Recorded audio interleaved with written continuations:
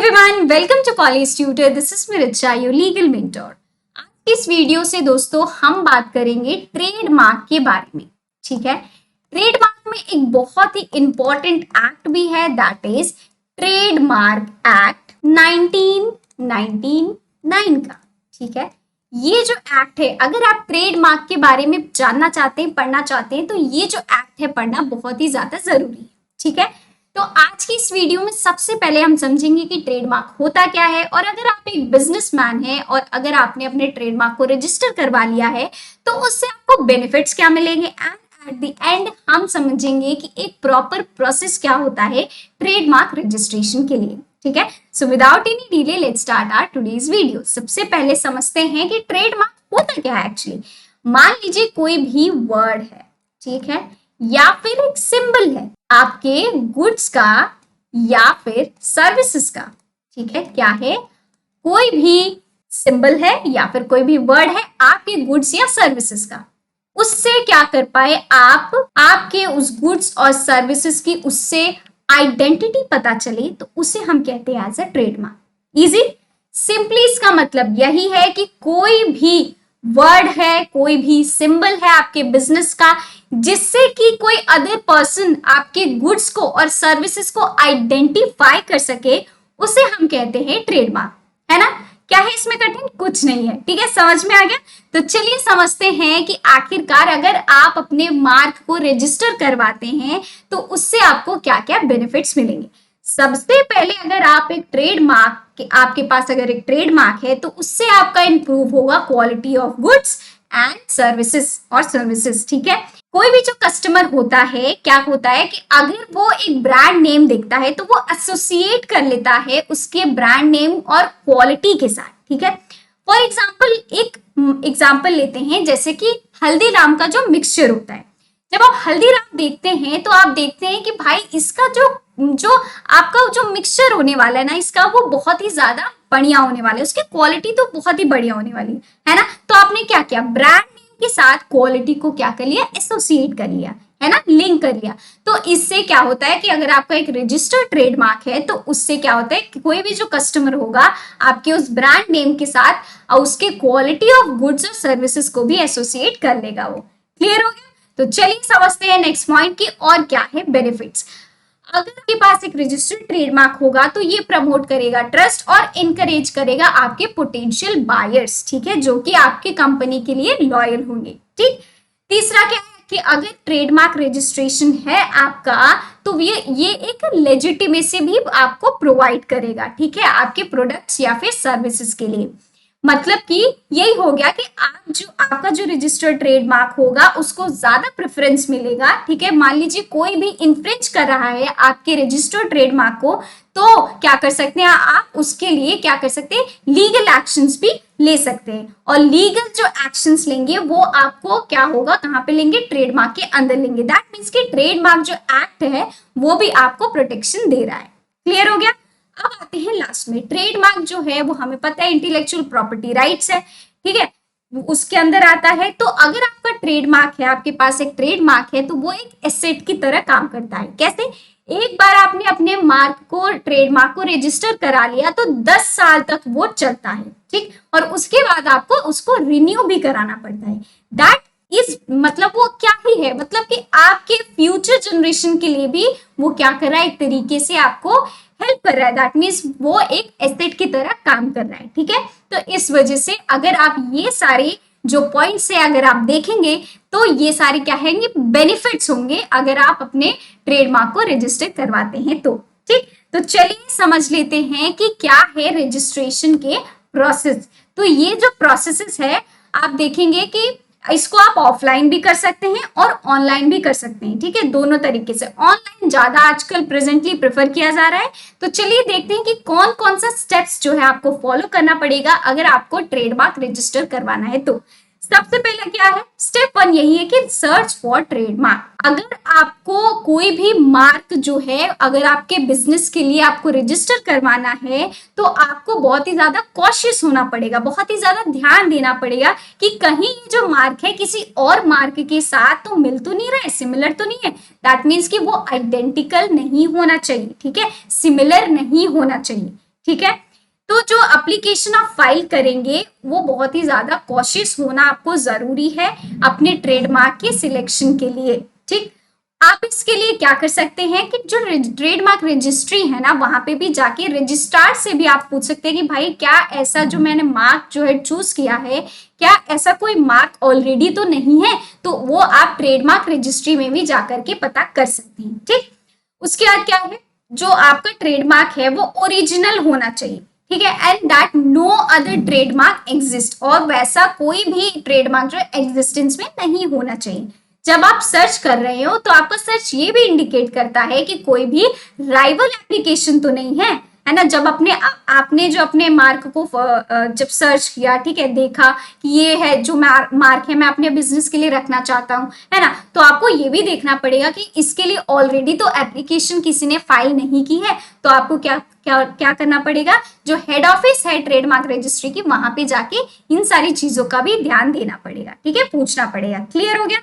दूसरा स्टेप होता है कि आपको फिर क्या करना पड़ेगा, ट्रेडमार्क के लिए अप्लाई करना पड़ेगा, मतलब एप्लीकेशन देना पड़ेगा, है ना।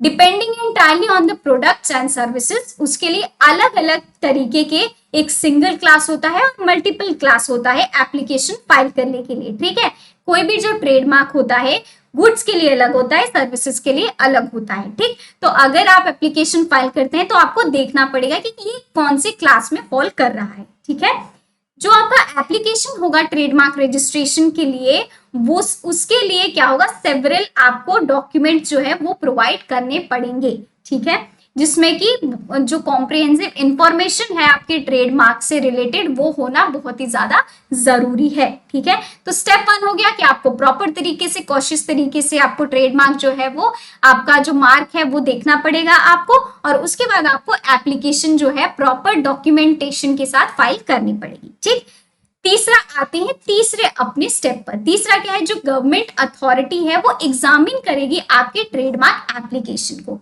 एक एग्जामिनर बैठाया जाएगा। ठीक है, आपको एक एग्जामिनर दिया जाएगा और उसके बाद वो एग्जामिनर जो है वो पूरा थॉरो रिव्यू करेगा आपके ट्रेडमार्क एप्लीकेशन का। ठीक है, और उसके बाद वो एक मैंडेटरी एग्जामिनेशन रिपोर्ट जो है वो भी वो सबमिट करेगा, जब वो थॉरो रिव्यू कर लेगा एप्लीकेशन को उसके बाद। ठीक, तो आपके रजिस्ट्रेशन जो एप्लीकेशन है उसके फाइलिंग के विद इन 30 डेज क्या होगा, जो ट्रेडमार्क अथॉरिटी है दैट इज एग्जामिनर जो है वो इश्यू करेगा एग्जामिनेशन रिपोर्ट को। ठीक, रिपोर्ट जो है with in 30 days of receiving the examination report वो आपको दी जाएगी। एग्जामिनेशन की जो रिपोर्ट आएगी वो आपको दी जाएगी और उसके रिसीव करने के 30 दिन के अंदर अंदर आपके थ्रू रिस्पॉन्स भी मांगा जाएगा। ठीक है, मतलब आपको रिस्पॉन्स भी देना पड़ेगा उस पे, जो भी ऑब्जेक्शंस जो है एग्जामिनर ने क्या किया है, रेस किया है, उसके लिए आपको क्या करने पड़ेंगे, क्लेम्स जो भी आए हैं तो उसके अगेंस्ट आपको आर्ग्यूमेंट भी करना पड़ेगा और सपोर्टिंग डॉक्यूमेंटेशंस भी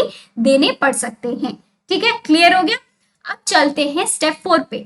ये हो जाएगा, फिर इवैल्यूएशन होगा। जो एग्जामिनर है ना वो क्या करेगा, अगर सेटिस्फाई नहीं है जो भी आपने रिप्लाई दिया है उसको, ठीक है, जो भी ऑब्जेक्शंस उसने रेस किए थे, अगर जो वो रिप्लाई जो आया है एग्जामिनेशन रिपोर्ट के तरफ से, जो भी उसने एग्जामिनेशन रिपोर्ट में ऑब्जेक्शन रेस किए थे, अगर वो सेटिस्फाई नहीं होता है तो वो क्या करेगा, शेड्यूल करेगा एक हियरिंग। ठीक है, आपको बुलाया जाएगा और हियरिंग होगी। ठीक, और उसके बाद वो जब हियरिंग हो जाएगी, ठीक है, तो एग्जामिनर डिसाइड करेगा कि क्या वो जो उसका रिजल्ट हुआ उसके ऊपर क्या वो मार्क को एक्सेप्ट करेगा, ठीक है, या फिर एप्लीकेशन सेंड करेगा पब्लिशिंग के लिए जर्नल में, या फिर रिजेक्ट कर देगा उस जो भी ऑब्जेक्शंस है उसके अगेंस्ट जो रेज हुए हैं, उस मार्क के अगेंस्ट जो है ऑब्जेक्शंस है, अगर वो सेटिस्फाई नहीं होता है तो वो रिजेक्ट भी कर सकता है। ठीक है, क्लियर हो गया। तो ये पूरा इवैल्यूएशन का प्रोसेस होता है। फिर स्टेप 5 पे आते हैं। अब क्या होगा, यूजिंग ट्रेडमार्क एडवर्टाइजिंग। अब ये जो है ट्रेडमार्क जो आपका एडवर्टाइजिंग के लिए भी दिया जाएगा। एडवर्टाइजिंग के लिए कहाँ दिया जाएगा, एडवर्टाइजिंग के लिए आपको ट्रेडमार्क जर्नल में आपका जो वो मार्क होगा वो दिया जाएगा। ठीक है, जब ट्रेडमार्क रजिस्ट्रेशन एप्लीकेशन अप्रूव्ड हो जाती है एग्जामिनर की तरफ से, तब वो 4 महीने के लिए, मतलब it is advertise for 4 month, ठीक है, 4 महीने के लिए एडवर्टाइजिंग के लिए दिया जाएगा और पब्लिश किया जाएगा ट्रेडमार्क जर्नल में। ट्रेडमार्क जर्नल क्या होता है? एक तरीके का ट्रेडमार्क रजिस्ट्री के द्वारा हर हफ्ते क्या होता है, जो जर्नल है वो पब्लिश किया जाता है, ठीक है। जो रजिस्टर्ड ट्रेडमार्क है ना, उनका जो ट्रेडमार्क होता है, रजिस्टर्ड ट्रेडमार्क, उनका हर हफ्ते जो पब्लिशिंग किया जाता है ट्रेडमार्क, मतलब उनका जो रजिस्टर्ड ट्रेडमार्क है वो जर्नल में पब्लिश किया जाता है थ्रू जो आपका रजिस्टर्ड जो ट्रेडमार्क रजिस्ट्री है ना, उसके तरफ से, ठीक है। तो ये जर्नल होता है जिसमें कि एडवर्टाइज आपका जो ट्रेडमार्क होगा वो किया जाएगा। क्लियर हो गया? फिर क्या होगा? पब्लिक जो पार्टिसिपेशन है वो भी होगा, ठीक है। फॉर्मल प्रोटेस्ट होगा आपके ट्रेडमार्क रजिस्ट्रेशन के लिए और उसके बाद पब्लिक जो है वो भी एक तरीके से इसमें पार्टिसिपेट करेगी, ठीक है, कि क्या ये सही है, ट्रेडमार्क जो है वो क्या इन्फ्रिंज तो नहीं कर रहा है किसी का ट्रेडमार्क के अगेंस्ट। तो यू कैन सी कि एक ट्रेडमार्क रजिस्ट्रेशन में एक बिजनेसमैन को कितना माथा खपाना पड़ता है ना। इट्स नॉट वेरी इजी कि आपको जो आपका ट्रेडमार्क है वो इजीली रजिस्टर हो जाए। सो इट्स नॉट इजी, ठीक है। तो आप देख सकते हैं, तो अगर आप एक बिजनेस स्टार्ट करना चाहते हैं तो ये सारी चीजें आपको पता होनी बहुत ही जरूरी है, ठीक है। अब आते हैं हम अपने 6th स्टेप पे, दैट इज पब्लिक ओपोजिशन। अब पब्लिक ओपोजिशन भी आता है। मान लीजिए किसी इंडिविजुअल को लगता है कि नहीं ये गलत है, तो वो क्या कर सकता है, वो एक तरीके से नोटिफिकेशन दे सकता है और जो रजिस्ट्रेशन है उसको अपोज भी कर सकता है, ठीक है। और उसके 4 महीने के अंदर अंदर ट्रेडमार्क जो है पब्लिकेशन जो है जो ट्रेडमार्क जर्नल में जब उसको पब्लिश किया जाएगा, उसके 4 महीने के अंदर अंदर ये जो इंडिविजुअल होगा उसका जो नोटिफिकेशन है, उसका जो नोटिस है ऑपोजिशन ऑफ ट्रेडमार्क रजिस्ट्रेशन के लिए वो आना चाहिए, ठीक है। तब जाके जो ऑपोजिशन है वो माना जाएगा, ठीक। जो ट्रेडमार्क एप्लीकेशन है वो क्या है, इज कंटेस्टेड और objected, then the proper legal procedure must be follow. अगर ऑब्जेक्ट कर दिया जाएगा उस पे, तो एक प्रॉपर रजिस्ट्रेशन जो लीगल प्रोसीजर है उस रजिस्ट्रेशन के अगेंस्ट वो भी फॉलो किया जाएगा, ठीक है, अगर उसको लगता है कि वो इन्फ्रिंज हुआ है तो, ठीक है। ये हो गया। लास्टली जब ये सारी चीजें वो पार कर लेता है आपका ट्रेडमार्क, तब जाके उसको एक क्या मिलता है, ट्रेडमार्क सर्टिफिकेट मिलता है, ठीक है।